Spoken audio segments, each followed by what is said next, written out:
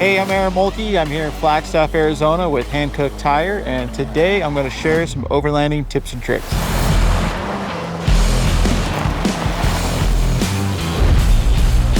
I've been overlanding since I was a kid.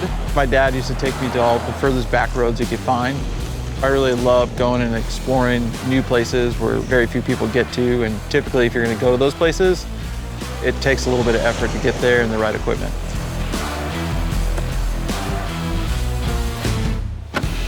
I think getting into overlanding can feel intimidating to people. They think they have to have a $100,000 rig and all that stuff, but really, overlanding has a lot of different levels of exploration. There's a few key things I always have in my vehicle: food, water, sleeping bag or a blanket, and some way to communicate via satellite. In the climbing world, you trust your life to your equipment. And really, at the end of the day, every vehicle, your tires are what are going to get you in and out of places, so having the right tires is incredibly important. Before I hit the road to go out, I like to do a quick vehicle check. Make sure your tire pressure is good, everything's super solid.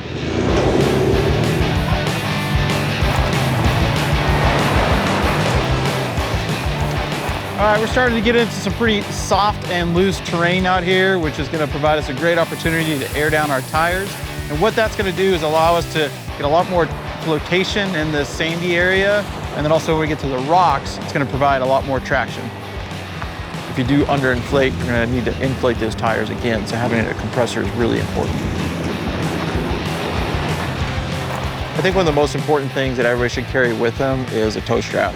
I'm rolling with Hankook tires, so I'm usually towing people out, but you never know when you're going to get in a situation where you need a tow strap, and that could come in real handy.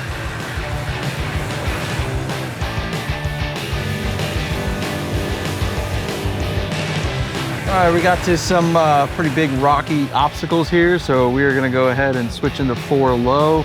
That's going to provide us a lot more low-end torque, and we can kind of crawl up over these rocks.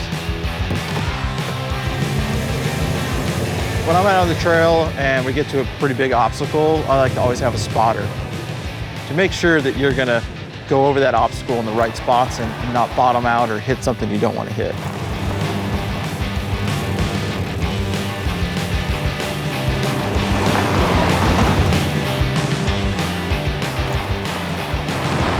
This is what we call a teachable moment. We got in some really loose terrain, and instead of stopping and using the rocking back and forth method, I hit the accelerator and buried it to the axle just to help you guys out. So the rocking technique, basically what we're going to do is we're going to drive a little bit forward, then come back, and then go forward and come back. We're going to make this a little bit longer, give us a little more runway to then pop up and out of it. For me, I love going to places that I don't know a lot of information about. It's pretty amazing the things you find, but it's really important to understand what you, your vehicle, and your tires are capable of when you're going out on these adventures. I hope today inspires you to get outside and explore, and these tips and tricks keep you rolling down the road.